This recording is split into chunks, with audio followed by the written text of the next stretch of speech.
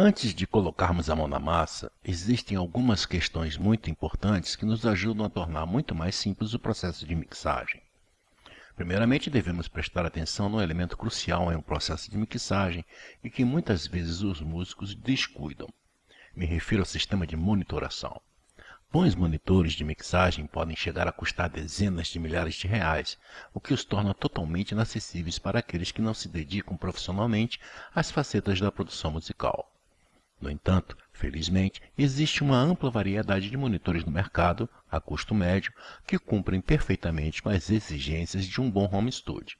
O que nunca recomendo é usar um equipamento hi-fi em trabalhos de mixagem, já que estes não irão nos dar uma resposta suficientemente precisa e, dessa forma, todo o trabalho estará comprometido. Além disso, temos que levar em conta que para realizar uma mixagem em condições ótimas, devemos nos encontrar em um ambiente acústico preparado para tal fim, o que também pode chegar a custar centenas de milhares de reais. O sistema de monitoração inclui também a sala onde iremos trabalhar. Temos que considerar que o som que sairá dos monitores e que iremos ouvir estará fortemente influenciado pela resposta acústica da sala. De nada nos serve possuir monitores caríssimos, com excelente resposta frequencial, quando mixamos numa sala que possui grande reforço de frequências graves devido às ondas estacionárias. Se mixarmos nessas condições, quando formos ouvir nossas mixagens em outro lugar, nos daremos conta que a mixagem ficou com poucos graves, já que quando mixamos, percebemos mais graves do que realmente existiam. Como a minha finalidade aqui não é analisar quais as melhorias que podemos obter acusticamente na sala onde mixamos, é importante que você considere essa questão e tente melhorar tudo o que puder nas suas condições acústicas. Também é muito importante o posicionamento dos monitores. O posicionamento mais difundido é aquele recomendado pela International Telecommunications Union. Este padrão diz que os monitores devem ser posicionados 60 graus com respeito ao ponto de escuta, de tal forma que se forme um triângulo equilátero. Parece ser complicado encontrar esses 60 graus, mas na realidade é muito fácil, já que a distância entre os monitores deve ser igual à distância entre o ponto de escuta e ambos os monitores.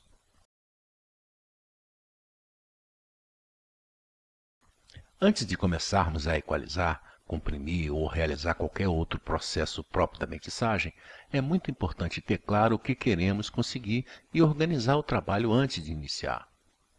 Os engenheiros de mixagens mais renomados dizem que antes de iniciar o trabalho propriamente dito, sempre têm na cabeça o que querem conseguir. Obviamente, para conseguir isso, temos que conhecer o tema musical que iremos mixar. Se você for mixar a sua própria música, não há problema. Mas se você for mixar algo que nunca ouviu antes, a primeira coisa que deve fazer é subir o nível de todos os canais e ouvir o tema inteiro 3 ou 4 vezes. Também é importante, enquanto vai ouvindo, tecer algumas notas sobre aspectos como pontos fortes, pontos fracos, onde você acredita que deve centrar a atenção do ouvinte, possíveis efeitos que podem enriquecer o tema. Depois de ter feito isso, provavelmente você terá na mente a sonoridade que quer conseguir. Encare esta parte da mixagem como sendo um bloco de argila para um escultor. O escultor deve ter a imagem da figura que quer esculpir na argila antes de começar realmente o seu trabalho. Pois bem, neste ponto temos a argila e a imagem que queremos esculpir. Durante a mixagem, vamos transformar o que temos em mente numa escultura. Na maioria das vezes, é inútil começar a mixar sem saber muito bem o que desejamos fazer, já que podemos chegar a um ponto sem retorno que nos obriga a começar tudo do zero. Uma vez conhecido o tema, chegou a hora de organizar o projeto de mixagem para que no momento de mixar tenhamos tudo organizado para não perder tempo procurando as coisas. Devemos sempre lembrar que o processo de mixagem é um processo altamente intuitivo e qualquer perda de tempo buscando o que queremos ver ou modificar é prejudicial, porque assim como as ideias nos chegam rápido, tão rápido elas desaparecem. Um bom ponto de partida para organizar tudo isso é montar um esqueleto do tema musical. Em qualquer sequenciador, temos opções para memorizar pontos temporais dentro do tema musical. Outra coisa muito útil é separar o tema musical em diferentes partes ou trechos, Estrofes, passagens, estribilhos, solos. Isso vai nos permitir duas coisas. Por um lado, saber a qualquer momento onde nos encontramos no tema. Por outro lado, o de poder acessar de forma instantânea qualquer um desses pontos. Pode parecer não ter importância, mas quando estamos trabalhando em projetos muito grandes, esse tipo de organização é fundamental para que possamos realizar nosso trabalho a contento. Também podemos programar diferentes visualizações dentro do projeto. Imagine que você deve mixar um tema com 60 canais. Provavelmente, para acessar, por exemplo, um canal de um detalhe que faz em um determinado momento uma guitarra, você perderá um tempo precioso até chegar nesse canal, entre todos os outros canais. Agora, pense que com apenas um clique você pode acessar uma visualização na qual apenas são mostrados os detalhes dos canais das guitarras. É nisso que está o grande poder das diferentes visualizações dentro de um sequenciador. Caso você não saiba como fazer isso no seu sequenciador, perca o tempo que for necessário para ler o manual e aprender a fazer essas programações. Outra arma poderosa para lutar contra o caos que se supõe uma mixagem com uma grande quantidade de canais é a utilização de subgrupos. O uso de subgrupo nos permite emudecer ou isolar determinados canais de forma instantânea. Normalmente, antes de iniciar a mixagem, criamos subgrupos para bateria, guitarras, pads, percussões, vozes principais, coros, vozes e vozes principais mais coro, base rítmica, que é a bateria mais baixo, mais percussão. Dependendo do tema musical, fazemos as configurações que nos pareçam oportunas, sempre considerando que podemos acrescentar mais subgrupos. Durante a mixagem, os subgrupos nos vão permitir processar de forma unitária um conjunto de mixagem, por exemplo, comprimir todos os canais de bateria em conjunto, e fazer automações globais, por exemplo, criar um fade-out em toda a bateria sem a necessidade de programar o fader em todos os canais da bateria. Cada sequenciador possui suas particularidades quanto à organização dos projetos. Assim, é inútil nos estendermos descrevendo cada um. O melhor é que você mesmo investigue por meio de manuais e informações que possa encontrar na internet. Com certeza, você verá que é um tema sem muitas complicações, mas que tornará a sua vida bem mais simples.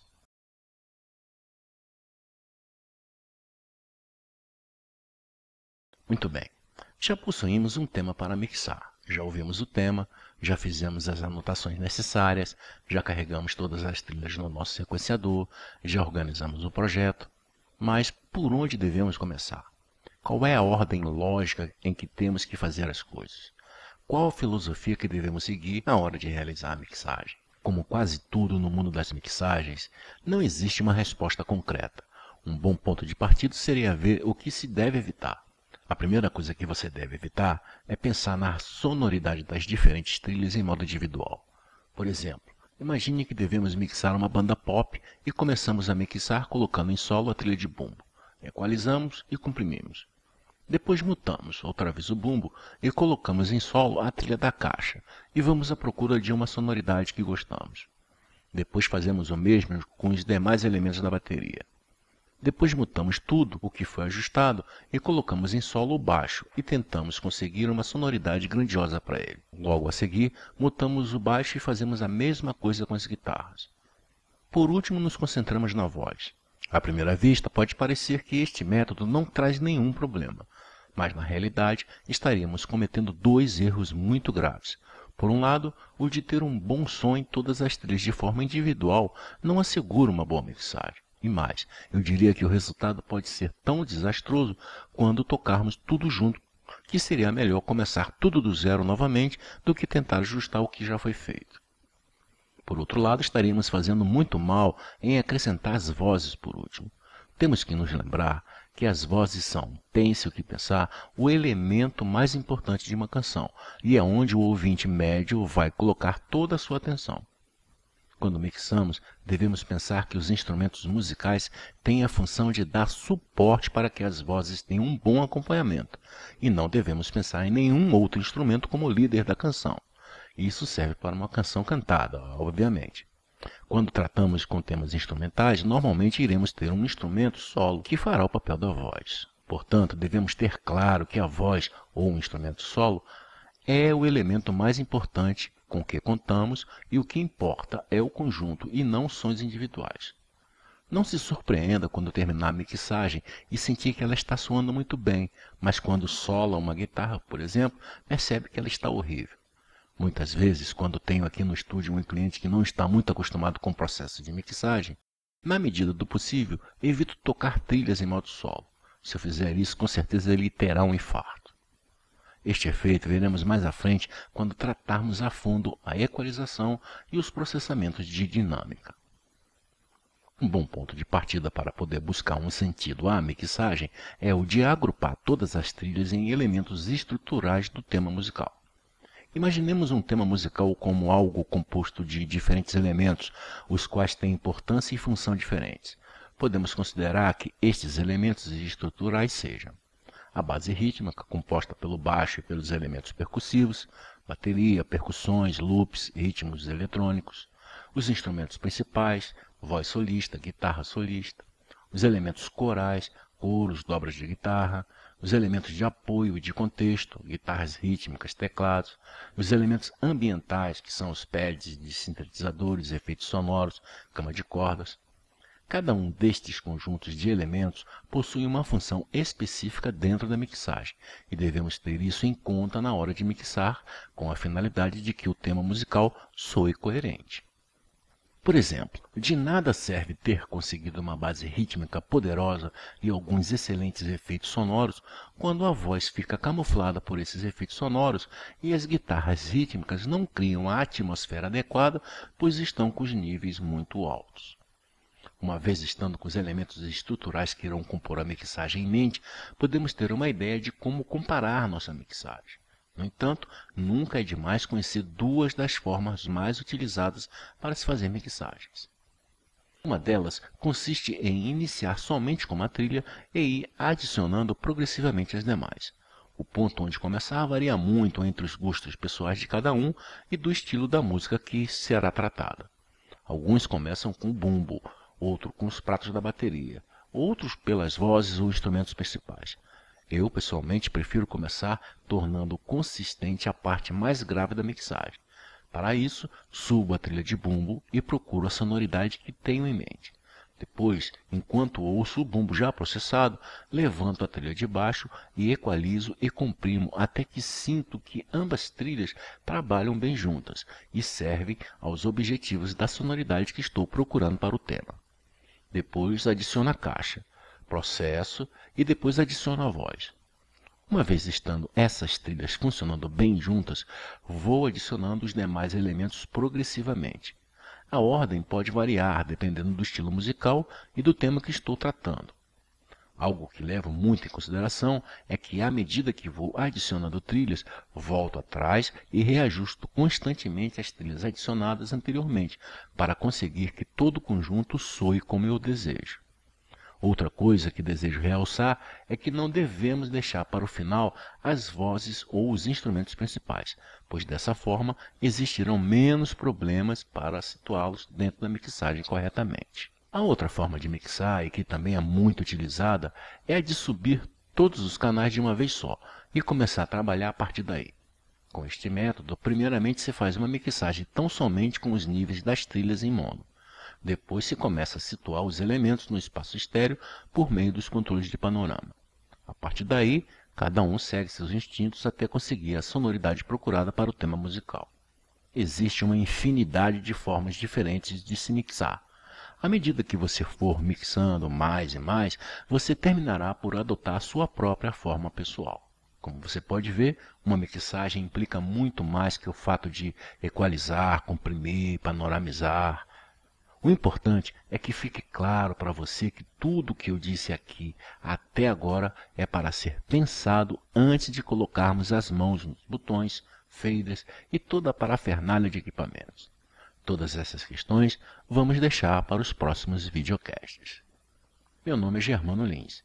Nos vemos no próximo videocast. Abraço.